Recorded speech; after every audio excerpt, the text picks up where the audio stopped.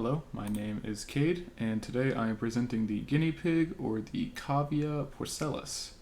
It is a rodent that is a mammal, and while it is commonly kept as a pet, it is also a real animal that is actually naturally occurring, and it was not human-made. It fits under Animalia, Chordata, Mammalia, Rodentia, and Cavidae. So first off, where I found it, I went to PetSmart, and as Dr. Dexter suggested, and I saw in one of the enclosures, it was with a bunch of, I don't know what you call it, felt, in a nice, well-lit area in view of a lot of people, with a bunch of hay and water. And even though mine was in a pet store, they actually usually come from South America, often in Brazil, and were domesticated thousands of years ago. So they've been a pet for humans for a very, very long time. So its scientific name is Cavia porcellus, as I said before, and the genus is Cavia, and I mean, of course, and the species is also obviously a porcellus. So yeah, like I said, it's a mammal, but since it's in the order Rodentia, that means it's related to other cavies and rodents. So like right here, you can see it's related to various forms of mice and rats. It's also related to other things like moles, and it's tangentially related to other stuff like chipmunks even. So a little bit more reach than you'd expect, but yeah. So as for their natural habitats, they really like plains. Like, you would initially think that, oh, a hamster in a plain where they are easily visible to birds and other predators, whether they're in the air or on the ground, terrible idea. But thankfully, they often go in groups and are able to scatter so they can, avoid predators. And more importantly, plains have a lot of grass, which means they have a lot of food. And there's also a lot of shrubs there. Like, when you think of a plain, you think of nothing but like no trees, like just grass. But there's typically a lot of bushes, shrubs, trees. Like there are places to hide. More importantly, though, the dirt there is often very soft, which leads me into the next one, which is their adaptations. And because of their claws, so their claws are a lot sharper than you'd think. If you ever had a feisty guinea pig, they can really scratch you up.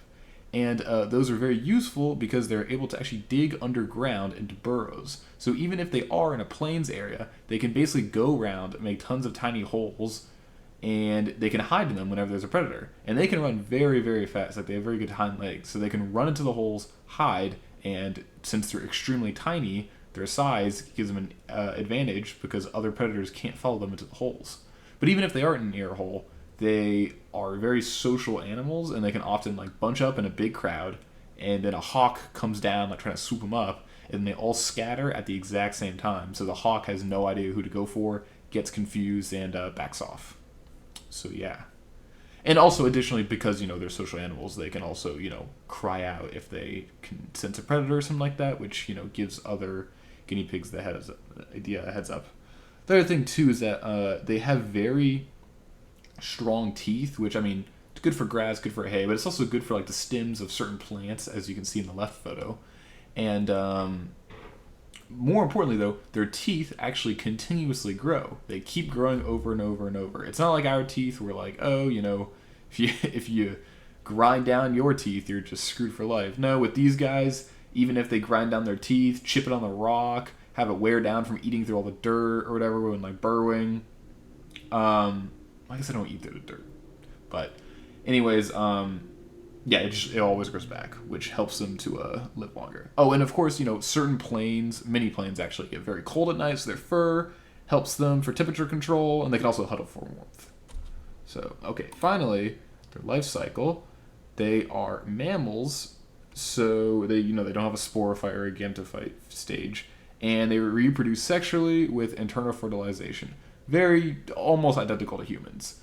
So a male inseminates a female, which, meets one of the female's eggs, and then it grows into an embryo, as you can see here on the right.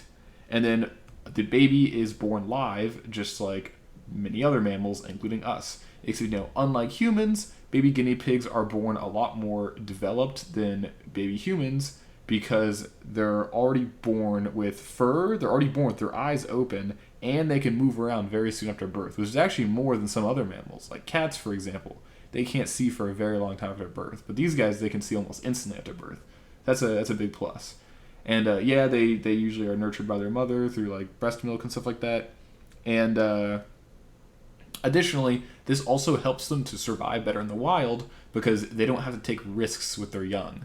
You know, some animals, it's like, oh, the young isn't like very fast, it can't see, it needs to be babied, which means that the female has to stay behind and can't go out for food as much. Or maybe if they're in a life or death situation, the baby would hold them back. In this case, the babies are usually up and running pretty fast, which is good for them, you know? They can depend on them to not hold the whole team down. So anyways, yeah, that's about it.